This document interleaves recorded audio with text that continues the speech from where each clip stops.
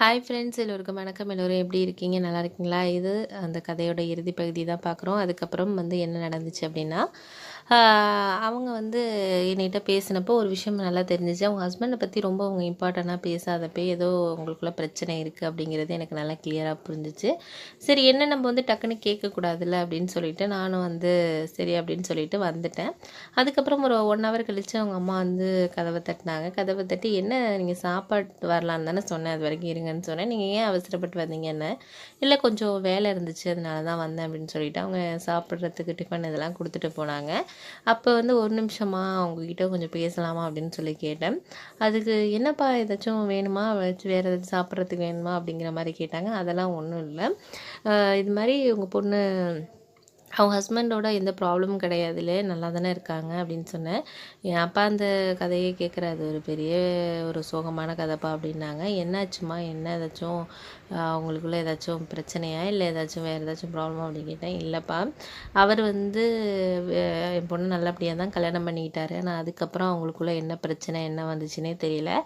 அவர் ஒரு 6 மாதத்துக்கு ஒரு தடவை வருவார், அதுக்கப்புறம் போய் இங்கே வேலை பார்க்குறேன் பாரு, ஆனால் சம்பளம்லாம் ஒன்றும் அனுப்ப மாட்டார், பண்ண மாட்டார். இவ வேலைக்கு போகிற காசை வச்சு தான் எங்கள் குடும்பம் நடந்துகிட்டு இருக்கு. பையனையும் அந்த காசை வச்சு தான் பார்த்துக்கிட்டு இருக்கா. அதுக்கு முன்னாடி எதுவுமே காசெல்லாம் அனுப்புறது கிடையாது. கல்யாணம் ஆகி ஒரு 2 வருஷம் வரைக்கும் அனுப்புனாரு, அதுக்கப்புறம்லாம் அனுப்புறது கிடையாதுப்பா. இவளும் என்னன்னு கேட்கல. அதனால தான் இவங்களுக்குள்ள என்ன பிரச்சனை என்னன்னே தெரியல. 2 பேருக்குள்ள அந்த பிரச்சனை தானா இல்லை என்னன்னு தெரியல.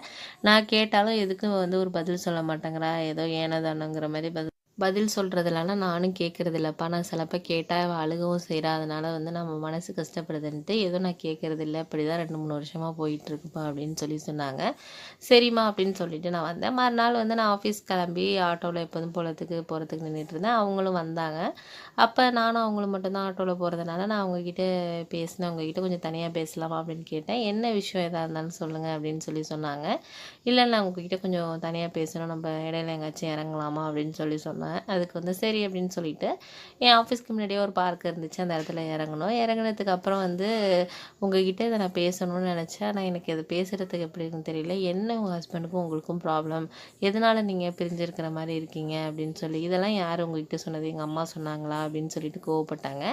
அதெல்லாம் இல்லை, நீங்கள் சொல்லுங்கள் அப்படின்னு சொன்னேன். அதுக்கு இல்லை, எனக்கும் அவருக்கும் ஒரு பிரச்சனையும் கிடையாது. நான் அவரோட அதிகமாக சேல்ரி வாங்குகிறேன். ஃபஸ்ட்டெல்லாம் எங்களுக்குள்ளே எந்த ப்ராப்ளமும் இல்லாமல் தான் போயிட்டு இருந்துச்சு. ஆனால் அவர் சம்பாதிக்கிறது பாதி அவர் எப்படி சொல்கிறது, வீணாக செலவு பண்ணுறது, ஃப்ரெண்ட்ஸ் அது மாதிரி செலவு பண்ணிடுறாரு. அவருக்கு அது மாதிரி இருக்கணும்னு ஆசை. ஆனால் எனக்கு அப்படி கிடையாது. நம்ம ஒரு ஃபேமிலி ஆகிட்டுங்கிறதுனால நம்ம ஒழுங்காக போகணும் அப்படிங்கிறத நான் சொல்கிறேன். ஆனால் அதனாலேயே அவங்களுக்கும் எனக்கும் மிஸ் அண்டர்ஸ்டாண்டிங் ஆகிடு. அவர் ஒரு குடும்பம் இதில் இருக்க மாட்டேங்கிறாரு. அதனால அவர் இருக்கிறாரு, 6 மாதத்துக்கு ஒரு தடவை வருவார், பையனை பார்ப்பார், போவார். இப்படி தான் இருக்குது. ஒரு சம்பாதிக்கிற காசு ₹1 கூட கொடுக்கறது கிடையாது எனக்கெல்லாம். நான் இப்போ வேலைக்கு போகிற இந்த காசை வச்சு தான் நான் குடும்பத்தை ரன் பண்ணிகிட்டு இருக்கேன்ப்பா அப்படிங்கிற மாதிரி சொன்னாங்க. எனக்கு ரொம்ப கஷ்டமாக இருக்குது. என்ன இப்படி சொல்கிறீங்க, ஒரு ஆசை அன்பாக எதுவுமே பேச மாட்டாங்க, பண்ண மாட்டாங்களா அப்படின்னு சொன்னதுக்கு, பார்க்குறதே ரொம்ப கஷ்டமாக இருக்கிறப்போ என்ன பேச போகிறோம் அப்படிங்கிற மாதிரி அவங்க சோகமாக சொன்னாங்க. சரி போகலாமா இங்கேருந்து அப்படின்னு சொல்லிட்டு நான் அங்கேருந்து கிளம்பிட்டேன். எனக்கு அவங்க சிந்தனையாகவே இருந்துச்சு, இவ்வளோ ஒரு நல்ல அன்பாக இருக்கிறவங்களுக்கு இந்த மாதிரி ஒரு கஷ்டமான ஒரு வாழ்க்கை அமைஞ்சிருக்கே அப்படின்னு நினச்சிட்டு நான் இருந்தேன். அதுக்கப்புறம் ஒரு வாரம் கழிச்சு என்னாச்சுன்னா, அவங்களுக்கு ஒரு தங்கச்சி இருக்காங்க. அவங்களுக்கு டெலிவரிக்காக அவங்க அம்மா போகக்கூடிய ஒரு நேரம் வந்துச்சு. அதனால் அவங்க குழந்தையும் நான் அழைச்சிட்டு போகிறாங்க, அவனை உன்னால் பார்த்துக்க முடியாது, நீ ஆஃபீஸ்க்கு போ, நான் குழந்தைய அழைச்சிட்டு போயிட்டேன், நான் ஒரு 2 மாதத்துல வந்துடுவேன் பையனை பார்த்துக்கிறதுக்கு அப்படிங்கிற மாதிரி சொன்னாங்க. சரின்ட்டு அவங்க அம்மாவும் பையனும் பேரனையும் அழைச்சிக்கிட்டு அவங்க கிளம்புனாங்க. என்கிட்ட சொல்லிட்டு போனாங்க, அவள் மட்டும்தான்ப்பா இருக்கிறா, ஏதாச்சும் உதவினா நீ பார்த்துக்கோ, நான் பொண்ணுக்கு டெலிவரி, சின்ன பொண்ணுக்கு, அதனால் பேரனும் நானும் போகிறோம், இங்கே பார்த்துக்கிறதுக்கு யாரும் இல்லை, அவங்க மாமியார் இல்லை, அதனால நான் தான் போய் பார்த்துக்கணும், முடிஞ்ச வரைக்கும் நீ ஏதாச்சும் ஹெல்ப் பண்ண முடிஞ்சால் பண்ணுப்பா அவளுக்கு ஏதாச்சும் அப்படின்னு சொன்னாங்க. ஏதாச்சும் சாப்பிட்றா இருந்தால் கூட அவள் சமைக்கிறதுல கூட நீ வாங்கி சாப்பிடு அப்படின்னு சொல்லிட்டு போனாங்க. நான் அவங்கள கொண்டு பஸ்லலாம் ஏற்றி விட்டுட்டு வந்தேன். அதுக்கப்புறம் என்ன ஆச்சுன்னா, ஒரு நாள் அவங்க வீட்டுக்கு என்கிட்ட என்ன சொல்கிறது, அவங்கக்கிட்ட பேசணும் போல் இருந்துச்சு. அதனால் சரின்ட்டு எனக்கு ஒரு மனசே ஒரு மாதிரி இருந்துச்சு. அதுக்கப்புறம் அவங்க அம்மா அப்பாவே 2 3 நாள் கழித்து நான் பேசுகிறதுக்காக போனேன். அவங்க வந்து இருந்தாங்க. அப்போ பேசிக்கிட்டு இருக்கப்போ வந்து, "ஏன் உங்களுக்கு இந்த வாழ்க்கை? நீங்களாம் வேறு வாழ்க்கை அமைச்சுக்க கூடாதா?" அப்படின்லாம் சொல்லி பேசினதுக்கு, "அதெல்லாம் தேவையில்லாத விஷயம். அதெல்லாம் பற்றி பேசாதீங்க" அப்படின்னு சொல்லிக்கிட்டே இருந்தாங்க. அ அந்த சமயத்தில் எனக்கு வந்து கால் வந்து ஸ்லிப் ஆகிடுச்சு. இங்கே வந்து ஒரே தண்ணி வந்து சொட்டியிருக்கும் போல இருக்குது. என் கால் வழுக்கிற மாதிரி ஆயிடுச்சு. ஒரு மாதிரி கால் பெசவனாப்புலாம் ஆணுச்சு. உடனே அவங்க தான் அப்புறம் எனக்கு தைலம் போட்டு விட்டாங்க. அப்போ அந்த சமயத்தில் நானும் அவங்களும் ரொம்ப சந்தோஷமாக இருந்தோம். நான் அந்த மாதிரி இருப்பேன்னு எதிர்பார்க்கல. எனக்கு ரொம்ப நாள் அவங்க மேலே வந்து ஒரு அன்பு இருந்துச்சு. அந்த அன்பு அந்த நேரத்தில் வெளிப்பட்டுச்சு அப்படின்னு சொல்லணும். அவங்களுக்கும் என் மேலே ஒரு அன்பு இருந்திருக்கு. அதனால வந்து அவங்க வேண்டாம் அப்படின்னு சொல்லல. 2 பேரும் ரொம்ப சந்தோஷமாக இருந்தோம்.